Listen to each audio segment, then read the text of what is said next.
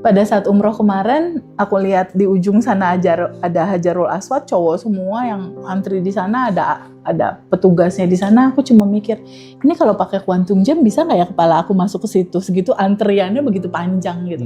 Itu quantum jam tercepat sih. Oh gitu. Yang pernah terjadi dalam kehidupan aku. Antriannya udah begitu sangat panjang sekali saat itu. Lalu aku merem sambil tawaf. Bayangkan dan rasakan 5 panca indera aku ajak bersensasi, kepala aku masukin ke Hajarul Aswad itu. Aku cuma pengen tahu wanginya kayak apa sih, kan fenomenal banget tuh si ceritanya. Wanginya benerannya kayak apa sih? Pada saat aku melek, itu mungkin sekitar 5-7 menit lah. Pada saat aku quantum jam bayangkan rasakan lalu aku lepasin. Pas aku melek, orang Arab 2, Haja, do you want to go to Hajarul Aswad? Dia tahu apa yang ada dalam hati aku. Lalu aku ditarik sama dia, yang satu di depan, aku di tengah, yang satu di belakang. Dia langsung menerobos antrian.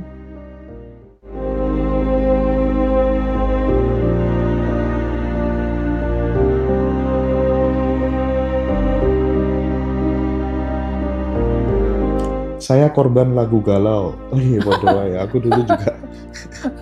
Iya, aku dulu juga pernah kayak gitu tuh. Iya.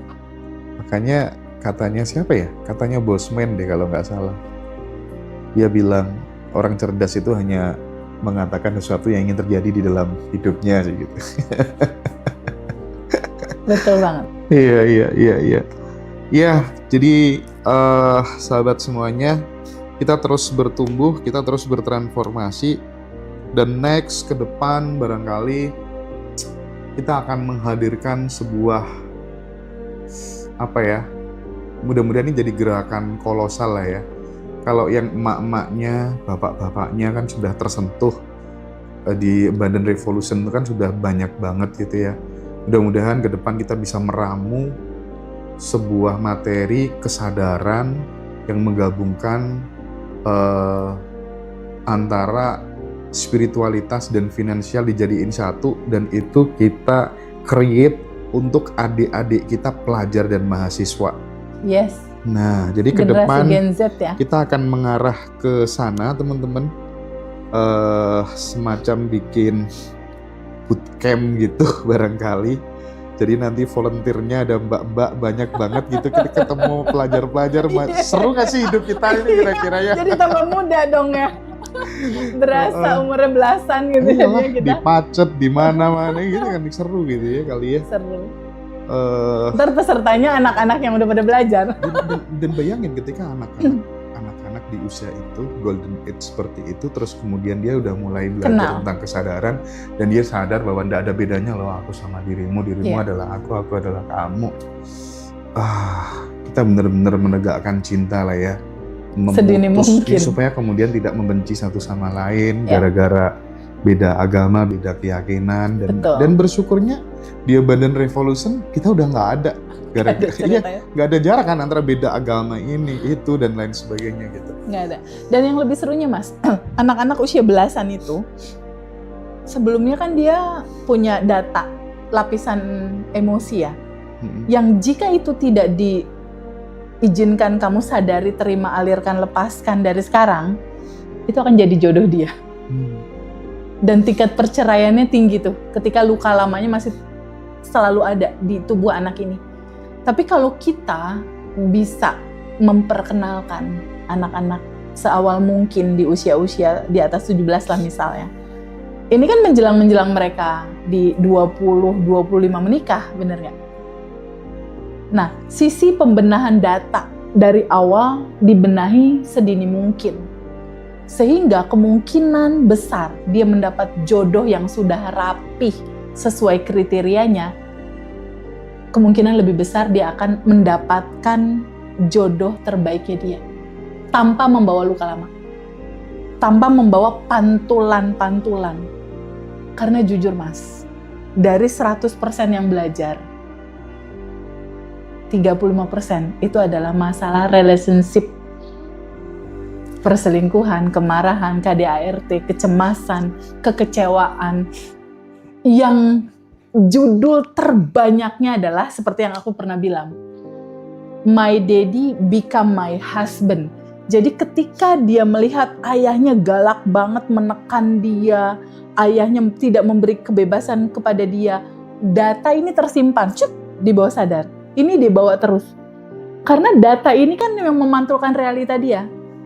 Data inilah yang mengundang laki-laki dekat sama dia dengan judul karakter yang sama dan jadi suami dia. Berjalan di 30 tahun dia, 40 tahun dia, mulai cekcok. Sampai pada akhirnya ada kalimat nih dari yang private ke aku, "Teteh, kok suamiku mirip banget sih sama bapakku?" Gitu. Itu banyak, Mas. Yang perempuan, kalau yang laki-laki pun sama. "Teteh, aku pusing, Teh. Istri aku tuh bawelnya sama kayak ibuku. Curigaannya, apanya. Itu banyak, Mas." Nah, semoga ya dari rentetan benang merah pembelajaran yang Mas Hendra dan aku dapatkan ketika kita betul-betul menjadi teman buat teman-teman semua dalam menemani sama-sama, kita berdua juga sama-sama bertumbuh karena gak ada guru, gak ada mentor, gak ada motivator, no. Feby, Hendra, temennya, teman-teman, sama-sama kita berjalan dalam kesadaran. Posisi kita sama, sahabat, saudara. Lebih dari saudara bahkan. Itu tuh menarik tuh nanti, bikin Ngaji Roso Bootcamp gitu ya. Jadi Badan Revolution menyasar teman-teman yang masih muda, karena gini, aku tuh bertahun-tahun gitu kerjaan saya tuh banyak kayak gitu Teh. Jadi aku membersamai adik-adik pelajar-pelajar, aku bikin puspres, pusat pelajar respek sosial, aku mengkader banyak teman-teman mahasiswa, adik-adik mahasiswa di HMI segala macam itu yang kayaknya itu aku memang punya moral force untuk kemudian masuk ke lini situ. Jadi nanti mungkin yang kesadarannya kita hadirkan siapa, siapa gitu ya, finansialnya ada Tete. Mungkin itu kayaknya bakal seru banget. Mereka akan diajari dekat dengan mimpi-mimpinya lewat kuantum jam dan lain sebagainya. Mereka akan kita kasih semacam kayak quote yang itu bisa menjadi proposal hidupnya kepada Tuhan. Jadi dia hidup tuh kayak punya tujuan yang jelas gitu ya. Kira-kira rule-nya akan seperti apa gitu. Wah, ini kayaknya akan sangat mengena gitu ya. Masa depan Indonesia akan terlihat cerah gitu ya. Dan itulah perannya Hendra dalam hidup ini. Mungkin juga bisa jadi salah satu pilar peran aku juga. Karena aku ingat pada saat umroh kemarin, Mas Hendra. Pada saat umroh kemarin, aku lihat di ujung sana ada Hajarul Aswad, cowok semua yang antri di sana, ada petugasnya di sana. Aku cuma mikir, ini kalau pakai quantum jam bisa nggak ya kepala aku masuk ke situ? Segitu antriannya begitu panjang gitu. Itu quantum jam tercepat sih. Oh gitu. Yang pernah terjadi dalam kehidupan aku. Antriannya udah begitu sangat panjang sekali saat itu. Lalu aku merem sambil tawaf. Bayangkan dan rasakan 5 panca indera aku ajak bersensasi, kepala aku masukin ke Hajarul Aswad itu. Aku cuma pengen tahu wanginya kayak apa sih, kan fenomenal banget tuh si ceritanya. Wanginya benerannya kayak apa sih? Pada saat aku melek, itu mungkin sekitar 5-7 menit lah. Pada saat aku quantum jam bayangkan rasakan lalu aku lepasin. Pas aku melek, orang Arab 2, Haja, do you want to go to Hajarul Aswad? Dia tahu apa yang ada dalam hati aku. Lalu aku ditarik sama dia, yang satu di depan, aku di tengah, yang satu di belakang. Dia langsung menerobos antrian. Aku kebawa tuh sama aliran begitu banyak orang. Pas di depan Hajarul Aswad, kepala masuk. Pas kepala masuk, di situ aku tadinya berpikir apa yang aku mau wish gitu loh. Tapi pas masuk ke situ, gak ada apapun yang bisa aku katakan selain ya Allah, aku pasrah berserah. Aliran Engkau aja yang akan mengantarkan gerak tubuhku akan seperti apa dalam hidup ini. Aku berserah total kepadamu. Tapi pada saat lagi kepala masuk di situ, Mas, itu yang keinget di sini cuma Abandon Revolution. Di situ aku langsung, aku harus nemenin teman-teman melewati semua perjalanan. Oke. Terakhir di segmen ini Teh. Aku benar-benar bisa merasakan keterhubungan ikatan persaudaraan, persahabatan, even kita nggak ada hubungan keluarga segala macam gitu ya. Itu ya baru di Abundant Revolution gitu. Jadi teman-teman jauh-jauh datang hadir ke ngaji Rasul untuk testimoni. Tak kasih transport, nggak mau Mas Hendra. Ada yang kayak gitu, nggak mau Mas Hendra. Aku ketemu Mas Hendra bisa di sini aja udah seneng gitu. Aduh, apa sih sebenarnya yang terjadi dan dialami teman-teman itu teh? Cinta tanpa batas, Mas. Ketemu lagi sama cinta, Mas. Jadi selama ini kan perjalanan kayak Fiona, Widya, Dwi, itu udah mengalami liku perjalanan dan kepahitan yang dalam ya. Termasuk aku, termasuk Mas Hendra, sama teman-teman yang lain. Jadi kalau diibaratkan peta nih ya, ini sejatinya kita nih. Lalu kita lahir, kita tuh kayak ini sejatinya kita yang udah bahagia berkelimpahan, semuanya udah ada cukup tersedia. Kita lahir nih Mas, ini kayak menjauh gitu Mas. Menjauh sama sejatinya kita. Nih posisi Feby, Dwi dan teman-teman tuh kemarin-kemarin tuh kayak udah jauh. Buktinya apa? Resah, takut, bingung, cemas, nangis loh kalau ada peristiwa sesuatu. Itu tanda kita menjauh dari sejatinya naturalnya kita. Jauh gitu. Seakan-akan kebahagiaan ada di mana gitu. Kayak nggak bisa dirasain. Yang ada cuma ketakutan, kecemasan, kekhawatiran. Aduh ini gimana, itu gimana. Jadi kayak nggak ada kebahagiaan dalam hidup ini. Itu sejujurnya yang dirasakan sama teman-teman. Nah, ketika aliran cintanya Allah hadir dan mengingatkan teman-teman semua, teman-teman, Allah itu dekat, sedekat nafas kamu. Yuk praktekin, yuk tahu di bab 1 kamu siapa. Terhubunglah sama dia, Allah baik, prasangka baik pada Allah.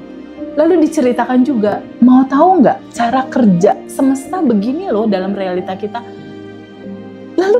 Lalu dengan sebuah pertolongan juga ya dari hidayah kebaikannya Allah dan semesta memberikan insight gitu kepada teman-teman untuk terbuka menerima. Lalu mereka mulai ngeh gitu Mas, mulai kok kayak ada alarm yang membangunkan mereka dari tidur yang begitu panjang dalam ketakutan dan kesedihan. Dibangunkan nih Mas. Ternyata Allah deket. Ternyata pertolongan itu deket. Ternyata solusi itu ada di titik masalah itu. Solusi kan ada di titik masalahnya Mas. Di mana? Kayak beberapa teman punya utang, punya segala macam. Solusinya ada di situ, di mana? Di titik lo ngerasain apa pada saat punya utang? Kesel, cemas, ya udah duduk untuk menerima. Duduk, jangan lari-lari lagi, jangan tolak lagi, jangan dorong jauh-jauh itu. Kenapa? Karena itu cuma energi yang dia hadir datang pengen bisa diterima sama kita. Ketika kamu dorong tolak, kan energi itu kayak air Mas. Kalau air dibendung, ditampat nih di sini, dia kan pasti akan nyari aliran lain tuh Mas di bolongan yang lain. Dia kan selalu nyari aliran untuk tetap dia mengalir gitu. Ya itulah cerita looping. Ketika kamu tolak, ketika kamu nggak terima, ya dia kan namanya juga energi, dia akan terus aja ngalir. Sampai pada akhirnya kamu capek gitu loh dalam loopingan itu dan nyerah deh tuh ujungnya. Nah, hampir kebanyakan dari teman-teman itu kan udah dalam posisi nyerah Mas. Udah sama kayak aku udah dalam posisi, ya Allah, capek ya Allah, nyerah ya Allah gitu. Di titik ketemu kelas akhirnya ada setitik cahaya untuk mereka bangkit. Akhirnya mereka praktek sadar nafas syukur, mereka praktek menerima semua realita, mengikhlaskan, meridoi apapun yang terjadi dalam kehidupan, dan menyadari bahwa nggak ada cara lain selain total surrender. Total aja berserah, udah. Kita udah tahu kok cara kerjanya, tapi bukan dalam judul makan tidur. Bertahap di titik mereka menjalankan daily rutin. Mulai lapisan-lapisan endapan yang menutupi sejatinya mereka, yang bahagia dan berkelimpahan itu mulai larut terurai, larut terurai, larut terurai, larut terurai, larut terurai. Lama-lama kan tipis Mas, lapisannya. Ketika udah tipis, core terdalamnya isinya apa? Bahagia dan berkelimpahan. Nah, rasa bahagia itu yang mereka rasakan. Itulah yang mempersatukan rasa di antara kita. Ketemu lagi ya sama kebahagiaan ini. Dan kita ada temen untuk saling pelukan gitu loh. Kamu gak sendiri, aku juga ngalamin, yuk. Karena ketika segala sesuatu itu kita pernah merasakan jatuh sampai mentok, Mas. Ketika ada pertolongan itu, Masya Allah, Mas. Contoh ya, aku nih misal, aku pernah megang uang 500 juta, misal. Mas Hendra juga pernah megang uang 500 juta. Terus suatu saat, entah bagaimana ceritanya, si 500 juta ini entah ketipu apa segala macam, habis ambles. Sampai saldo 0. Ketika di saldo 0, kita kan udah terbiasa tuh untuk spending duit. Ketika dalam posisi 0, terus satu hari itu nggak ada pemasukan sama sekali, itu kan bener-bener kita panik, pusing, dan gimana caranya? Di titik sehari, 2 hari uang nggak masuk, tapi di titik tertentu tiba-tiba uang 100.000 masuk. Rasanya gimana? Ya Allah, alhamdulillah, makasih ya Allah, gitu. Dari titik jatuhnya teman-teman, sampai benar-benar merasakan jatuh seakan kayak nggak ada solusi, selain duduk diam dan menerima, dan mengikhlaskan semua, karena nggak ada cara lain selain menerima.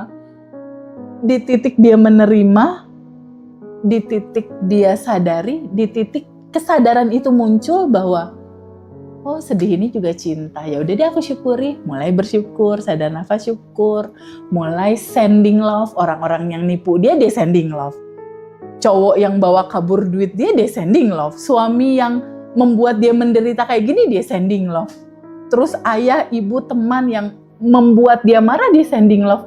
Ketika dia sudah mulai berdamai dengan dirinya, dengan lingkungannya yang ada cuma sending love, mulailah berbalik realitas, slide kehidupan itu berubah karena datanya udah berubah. Nah, di titik rasa gembira, bahagia dengan kebahagiaan perubahan realita itu mulai dirasakan Fiona, mulai dirasakan Widya, mulai dirasakan Dwi dan teman-teman lain. Itu natural sejatinya seorang manusia. Pasti dia pengen ngajak teman-teman yang lain juga bisa merasakan perasaannya, Mas. Karena natural sejatinya kita kan satu, sama, dan terhubung.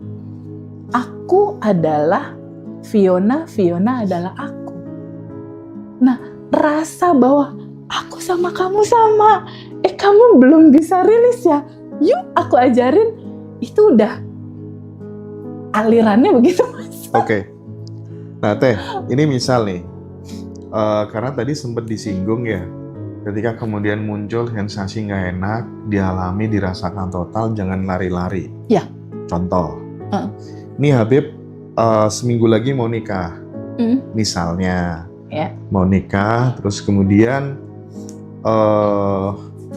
sebelum dia bertunangan itu, dia udah pacaran nih sama cewek yang lain. Dan ternyata ceweknya baru ngaku kalau hamil misalnya. Allah, oke. Sementara dia udah mau nikah nih sama si cewek yang baru. Nah, kan takut dia. Takut gimana ini? Cukup disadari saja, atau kemudian Habib memilih satu jalan nih.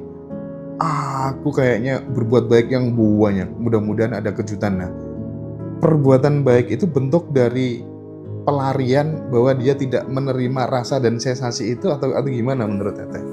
Ya. Dia kan harapannya ini sebagai tolak balak nih biar nggak terjadi sesuatu nih. Karena ada tuh konsep kayak gitu. Ya, di umum ada konsep tolak balak kayak gitu. Gimana? Jadi gini, Mas. Ketika alurnya seperti yang tadi diceritain, kayaknya Habib nyimak banget nih. Nyimak banget deh. Ini kisah real sahabatku sebenarnya. Okay. Cuman aku ganti nama jadi Habib. Oke. Ketika ada sebuah realita yang seperti alurnya seperti tadi,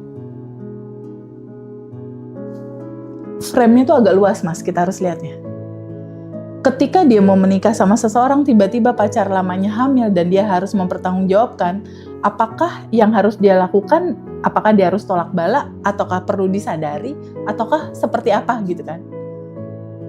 Kalau di titik kesadaran yang sekarang, ketika ada fenomena itu terjadi, start pertama yang paling penting untuk dilakukan adalah rasanya Habib apa ketika realita itu ada. Misal, ketakutan, kekecewaan, kekhawatiran. Realita di 2025 ini, dia nggak tunggal, Mas. Ini hanya pantulan. Kalau kamu, Habib, cuma menyelesaikan poin cerita di 2025, akarnya nggak akan selesai. Kalaupun ini, entah apapun itu kejadiannya kamu selesaikan, solusinya, akar dari pantulan realita di 2025 ini, yaitu cerita masa kecil kamu dalam ketakutan, kebingungan, keresahan, itu tetap masih akan muncul, terjadi lagi dalam kisah packaging story yang lain. Oke. Jadi start pertama yang harus dilakukan, ketika kamu ngalamin itu, kamu ngerasain apa? Ketakutan, kebingungan, kekecewaan misalnya. Nah, rasa ini, duduk dulu sama rasa itu untuk kamu menerimanya.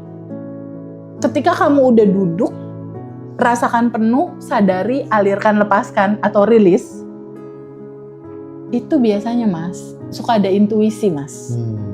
Suka ada insight, aliran, dia harus berbuat apa? Kawinin anak itu kah? Ada gerakan dari dalam ya? Iya, betul. Spontan gitu. Spontan, betul. After itunya disadari dulu. Jadi kalau bisa flashback dulu tuh ke masa lalu pertama kali waktu cerita-cerita awal kehidupan kamu di 10 tahun ke bawah, 15 tahun ke bawah, pernah nggak ngalamin itu?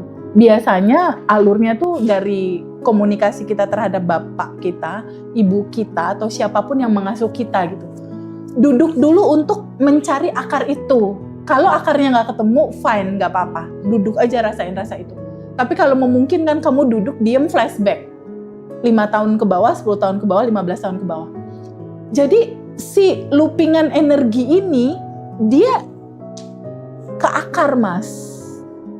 Kalau cuma nyelesain di 2025 ini kan masih nyala terus. Dia pasti akan looping lagi. Jadi ada baiknya kamu duduk, flashback dulu ke belakang. Kalau bisa ketemu, sadari, terima rasa itu. Karena itu hanya energi yang mau mengalir tapi kamu sumbat. Mau mengalir tapi kamu tolak gitu. Semua yang tertolak pasti balik lagi karena naturalnya flowing. Iya. Naturalnya harus ngalir. Itu ya, teman-teman, sahabat semuanya. Nanti kita akan break dulu dan kita akan lanjut setelah makan malam. Tapi yang jelas buat sahabat, karena banyak banget yang bertanya gimana cara ikut kelas, silahkan nanti teman-teman lihat di YouTube Ngadi Roso, itu di deskripsi ada kontak personnya. Silahkan teman-teman join di batch 19 ya, yang sudah lama pengen ikut tapi belum ada kesempatan. Masih ada waktu, terakhir pendaftaran tanggal 15 Oktober ya. Dan yang mau ikut Quantum Love tanggal 13 Oktober monggo. Kalau yang Quantum Jam. Quantum Jam tanggal 6 Oktober mungkin kayaknya nggak ngatasi. Video ini tayangnya kemungkinan tanggal 7 ya. Okay. Jadi jangan lupa ramaikan reuni di Bali ya teman-teman, kita kumpul bersama, belajar bersama di sana dengan guru kita Pawayan Mustika dan Teh Febi, ada perform dari Gus Teja juga. Kita belajar. Terbuka untuk umum ya, Mas? Iya, terbuka untuk umum dan teman-teman siapa aja boleh masuk dan ikut ya, Mas? Hybrid ya? Kalau yang di luar kota, luar negeri gitu bisa juga daftar live Zoom gitu ya, Mas? Ya. Jadi bisa ikut ini nih, online dan offline dikemas dan memang untuk semuanya terbuka. Kita bangun sebuah komunitas kesadaran gitu ya. Mudah-mudahan dengan melihat banyak sekali teman-teman kita, circle kita bertumbuh jadi lebih baik hidupnya, kita bisa tertular vibrasinya gitu. Karena offline itu kan memang yang pertama ya yang kita cari adalah vibrasinya gitu ya.